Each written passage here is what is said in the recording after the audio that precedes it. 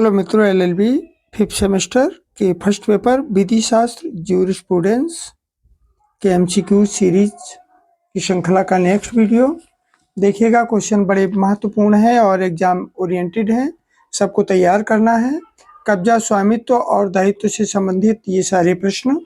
Question number 1, अभिकर्ता या सेवक के माध्यम से अर्जित कब्जा निम्न में से किसका उदाहरण है? जो अभिकर्ता है या सेवक है उसके माध्यम से जो अर्जित कब्जा है वो किसका उदाहरण है? नंबर ए मूर्त कब्जे का, नंबर बी अमूर्त कब्जे का, नंबर सी व्यवहित कब्जे का और नंबर डी अव्यवहित कब्जे का। प्रश्न नंबर 1 और इसका जो सही उत्तर है वो नंबर सी है, व्यवहित कब्जे का। अभिकर्ता या सेवक के माध्यम से जो अर्जित कब्जा होता है वो व्यवहित कब्जा होता है। सारे के सारे क्वेश्चंस बड़े महत्वपूर्ण हैं। चैनल को सब्सक्राइब कर लीजिएगा ताकि एलएलबी के समस्त सेमेस्टर्स के लिए कंटेंट आपको आसानी से मिल सके। नेक्स्ट क्वेश्चन देखिएगा। प्रश्न नंबर 2, आधिपत्य का आशय कब्जे का आवश्यक तत्व है। ये अभिकथन किसका है? यानी जो आधिपत्य का आशय है वो कब्जे का आवश्यक तत्व है, ये कथन किसका है? पोलक का है, सामंत का है, इहरिंग का है, साविनी का है।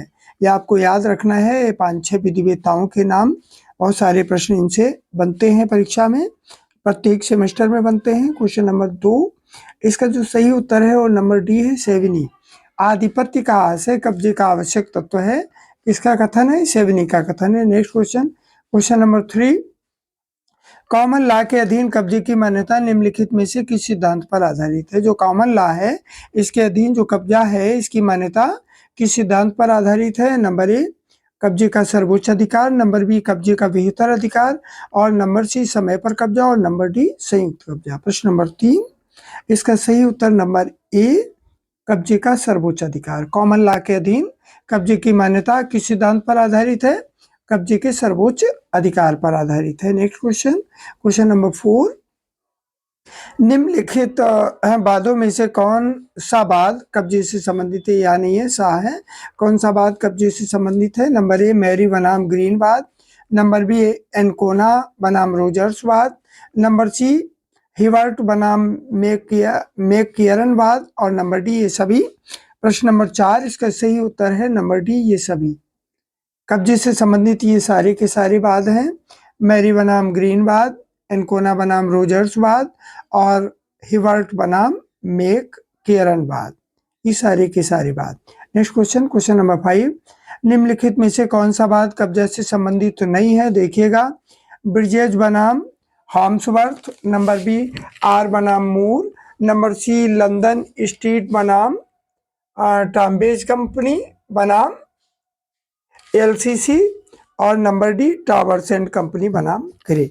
ये सारे ऑप्शंस में से कौन सा सही है आपको बताना है। क्वेश्चन नंबर 5, इसका सी नंबर ही सही है, लंदन स्ट्रीट टाम्बेज कंपनी बनाम एलसीसी, ये कब्जे से संबंधित नहीं है। नेक्स्ट क्वेश्चन, क्वेश्चन नंबर 6, आपको बहुत कम समय में बहुत ज़्यादा एमसीक्यूज देने का प्रयास कर रहे हैं।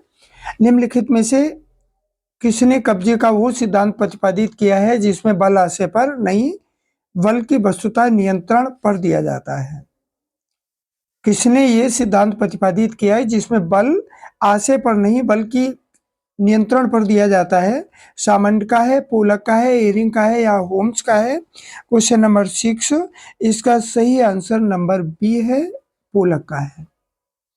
पोलक ने कब्जे का वो सिद्धांत प्रतिपादित किया जिसमें बल आशय पर नहीं बल्कि वस्तु के नियंत्रण पर दिया जाता है। नेक्स्ट क्वेश्चन, क्वेश्चन नंबर 7, निम्नलिखित में से किसने कब्जे के सिद्धांत का प्रतिपादन नहीं किया है? सेविनी ने, पोलक ने, सामंत ने या फ्रीडमैन ने? क्वेश्चन नंबर 7, इसका सही उत्तर नंबर डी, फ्रीडमैन। फ्रीडमैन ने कब्जे के सिद्धांत का प्रतिपादन नहीं किया है। नेक्स्ट क्वेश्चन, क्वेश्चन नंबर 8, निम्नलिखित में से कौन सा कब्जे का सही वर्गीकरण नहीं है? नंबर ए तक्षता कब्जा या विजिता कब्जा, नेक्स्ट नंबर बी तात्कालिक कब्जा या मध्यवर्ती कब्जा, नंबर सी मूर्त कब्जा या अमूर्त कब्जा और नंबर डी प्रत्यक्ष कब्जा या अप्रत्यक्ष कब्जा। नंबर 8, इसका डी सही है। प्रत्यक्ष कब्जा या अप्रत्यक्ष कब्जा कब्जे का कोई रूप नहीं है। नेक्स्ट क्वेश्चन, क्वेश्चन नंबर 9, निम्न में से कौन सा कब्जा अर्जित करने का तरीका नहीं है? नंबर ए विधि के प्रवर्तन द्वारा, नंबर बी अर्जन, नंबर सी परिधान और नंबर डी लेना। क्वेश्चन नंबर 9, इसका सही उत्तर नंबर बी है अर्जन। अर्जन कब्जा करने का तरीका नहीं है। आप सब लोग चैनल को सब्सक्राइब कर लीजिएगा ताकि एलएलबी के समस्त सेमेस्टर्स के लिए कंटेंट आसानी से मिल सके और आगे भी इस तरीके के कंटेंट आपको देखने को मिलते रहे। नेक्स्ट क्वेश्चन, क्वेश्चन नंबर 10, एक स्वामी के क्या अधिकार है? एक स्वामी के अधिकार क्या है? अनवधारित या अवधारित या अवशिष्ट या अनवधारित और अवशिष्ट। स्वामी के क्या अधिकार है ये बताना है। प्रश्न नंबर 10 का डी नंबर सही है, अनवधारित और अवशिष्ट। आप सब लोगों से निवेदन है चैनल को सब्सक्राइब कर लीजिएगा क्योंकि प्रायः एलएलबी संबंधी जो भी कंटेंट हम लोग डालते हैं, बहुत ही कम चैनल्स ऐसे हैं जो इस तरीके का कंटेंट बनाते हैं, क्योंकि ज़्यादातर ये कॉमन हमेशा तो देखा जाने वाला चैनल है नहीं जिससे कि हमेशा लोग देखते रहे। परीक्षा से थोड़ा बहुत पहले लोग देखना शुरू करते हैं और बीच में जैसे ही, क्योंकि ज़्यादातर सारे के सारे लोग जो एलएलबी कर रहे हैं किसी न किसी कार्य से संबंधित हैं, तो बीच में वो देखते भी नहीं हैं, तो इससे डीमोटिवेट हो जाता है चैनल बनाने वाला और बहुत ज़्यादा अच्छा कंटेंट देने का प्रयास करते हुए भी नहीं दे पाता है। लेकिन जब ज़्यादा सब्सक्राइबर्स होते हैं, वॉच टाइम ज़्यादा होता है, तो जब उसका प्रमोशन ज़्यादा होता है तो प्रयास भी करता है कि ज़्यादा से ज़्यादा अच्छे से अच्छा कंटेंट मिल सके। आप सब लोग हम सब लोगों के ही मद के हैं, वकील हैं, तो इसलिए आप सब लोग सब्सक्राइब करना आपके लिए आवश्यक है। अगर आप लोग ही प्रमोशन नहीं करेंगे तो फिर कौन करेगा, इसलिए आप सब लोग चैनल को सब्सक्राइब कर लीजिएगा। नेक्स्ट क्वेश्चन, क्वेश्चन नंबर 11 देखेंगे। निम्न में से किस विद्वान ने कहा है कि स्वामित्व एक व्यक्ति और एक चीज जो स्वामित्व की विषय वस्तु है के बीच के संबंध को प्रकट करता है? John Austin, John Salmond, pound या हॉलैंड। प्रश्न नंबर 11 का बी नंबर सही है, जॉन सामंड। जॉन सामंड स्वामित्व ने ये कहा है कि स्वामित्व एक व्यक्ति और एक चीज जो स्वामित्व की विषय वस्तु है के बीच संबंध को प्रकट करता है। नेक्स्ट क्वेश्चन देखिएगा, प्रश्न नंबर 12, कब्जे की संकल्पना का एक महत्वपूर्ण तत्व अभिरक्षा है जिसका अर्थ है नंबर ए वस्तु पर प्रत्यक्ष नियंत्रण, नंबर बी वस्तु का प्रभावी नियंत्रण, नंबर सी कब्जा धारण करने वाले को या अन्यों को हस्तक्षेप या वर्जन करने का आशय और नंबर डी इनमें से कोई नहीं। प्रश्न नंबर 12 का जो सही आंसर है वो सी है, कब्जा धारण करने वाले का अन्यों के द्वारा हस्तक्षेप का आवर्जन का आशय। नेक्स्ट क्वेश्चन, क्वेश्चन नंबर 13, निम्नलिखित विनिश्चयों में से जो कब्जे के बारे में है वो कौन सा है? नंबर ए कॉर्टराइट बनाम ग्रीन, नंबर बी सम्राट बनाम Hudson, number D Daimler company बनाम कॉन्टिनेंटल टायर का एंड रबर कंपनी। और ये देखिएगा कूट संबंधी है, ऐसे कई प्रश्न आपको कूट संबंधी देखने को मिलेंगे। प्रश्न नंबर 13, और इसको समझने का प्रयास करना है। 13 का ए सही है, यानी 1 2 3। कार्टराइट बनाम ये कब्जे के बारे में है, तीनों के तीनों ही कब्जे के बारे में है। कार्टराइट बनाम ग्रीन, सम्राट बनाम हडसन और डेमलर कंपनी बनाम continental tyre and rubber company. Next question देखिएगा, क्वेश्चन नंबर 14, निम्नलिखित में से कौन सा बात कब्जे से संबंधित है? मैरी बनाम ग्रीन, एनकोना बनाम रोजर्स और हिबर्ट बनाम मैकेरन और नंबर डी ये सभी। प्रश्न नंबर 14, इसका सही उत्तर नंबर डी ये सभी बात कब्जे से संबंधित है। मैरी बनाम ग्रीन भी, एनकोना बनाम रोजर्स भी और हिबर्ट बनाम मैकेरन भी। नेक्स्ट क्वेश्चन, क्वेश्चन नंबर 15, कब्जे के अर्जन की इनमें से कौन सी रीतियां हैं? लेना, फलिदान, विधि के प्रवर्तन द्वारा या फिर ये सभी। प्रश्न नंबर 15, इसका सही उत्तर है नंबर डी ये सभी। कब्जे के अर्जन की ये सारी की सारी रीतियां हैं, लेना भी, परिधान भी और विधि के प्रवर्तन द्वारा भी। नेक्स्ट क्वेश्चन, प्रश्न नंबर 16, निम्नलिखित में से कौन सा अधिनियम कब्जे की रक्षा करता है?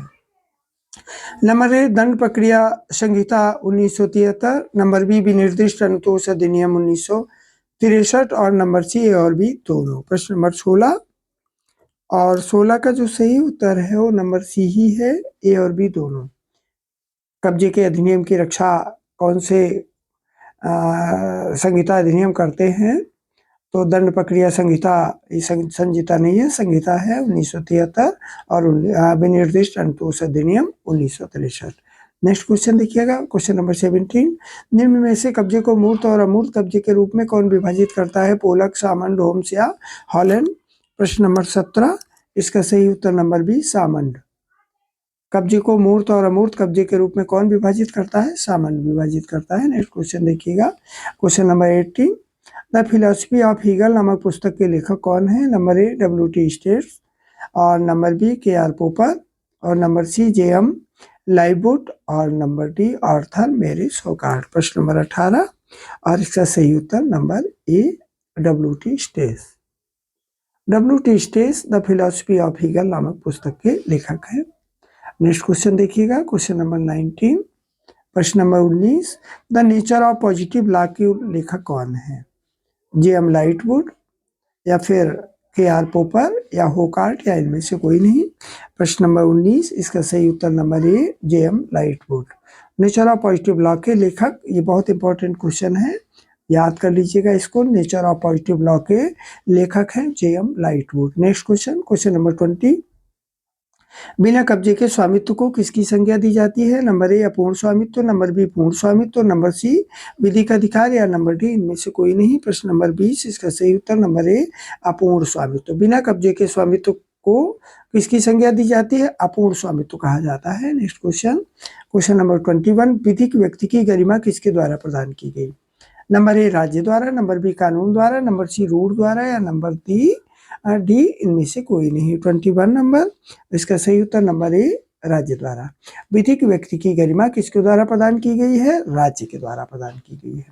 Next question 22। कब्जे के लिए व्यक्ति का वस्तु पर केवल भौतिक नियंत्रण होना ही पर्याप्त नहीं है, अपितु उस व्यक्ति में अन्यों को उस कब्जे से वर्जित करने की सामर्थ्य भी होनी चाहिए। कथन किसका है? सामंड का, ऑस्टिन का या ग्रे का या हॉलैंड का? प्रश्न नंबर 22, इसका जो सही उत्तर है वो नंबर ए सही है, सामंड का है। कब्जे के लिए व्यक्ति का वस्तु पर केवल भौतिक नियंत्रण होना ही पर्याप्त नहीं है, अपितु उस व्यक्तित्व में अन्यों को उस कब्जे से अपवर्जित करने की सामर्थ्य भी होनी चाहिए। कथन किसका है? सामंड का कथन है। नेक्स्ट क्वेश्चन देखिएगा, क्वेश्चन नंबर 23। कब्जा किसी वस्तु या व्यक्ति के बीच में ऐसा संबंध है जो ये दर्शाता है कि वह व्यक्ति उस वस्तु को धारण किए रहने का आशय रखता है तथा उसके व्ययन की क्षमता भी रखता है। ये परिभाषा किसकी है? ये परिभाषा झकरिया की है, सामंड की है, ऑस्टिन की है, इनमें से कोई नहीं। प्रश्न नंबर 23, इसका सही उत्तर है नंबर ए, ये झकरिया की परिभाषा है। क्या कि कब्जा किसी वस्तु तथा व्यक्ति के बीच ऐसा संबंध है जो ये दर्शाता है कि वह व्यक्ति उस वस्तु को धारण किए रहने का आशय रखता है तथा उसके व्ययन की क्षमता भी रखता है। Next question, question number 24। जस एड्रेम किसे कहते हैं? ये इंपॉर्टेंट है, इसको देखिएगा बड़े गौर से। जस एड्रेम किसको कहते हैं? किसी अधिकार से उत्पन्न अधिकार को। नंबर बी जो कर्तव्य करते हुए अधिकार का वहन करता है, नंबर सी निहित अधिकार और नंबर डी इनमें से कोई नहीं। प्रश्न नंबर 24, इसका सही उत्तर है नंबर ए, किसी अधिकार से उत्पन्न अधिकार को जस एड्रेम कहते हैं। नेक्स्ट क्वेश्चन, क्वेश्चन नंबर 25 देखिएगा। यदि सत्व पूर्ण है तो अधिकार कैसा होगा? निहित अधिकार होगा, विधिक अधिकार होगा, अपूर्ण अधिकार होगा या इनमें से कोई नहीं। प्रश्न नंबर 25 और इसका सही उत्तर नंबर ए निहित अधिकार। यदि सत्व पूर्ण है तो अधिकार कैसा होगा? निहित होगा। Next question, question number 26। इनमें से कौन सी विधि स्वामीहीन अधिकार को स्वीकार नहीं करती? इंग्लिश विधि, भारतीय विधि, रोमन विधि या इनमें से कोई नहीं। प्रश्न नंबर 26, इसका ए नंबर सही है, इंग्लिश विधि। इंग्लिश विधि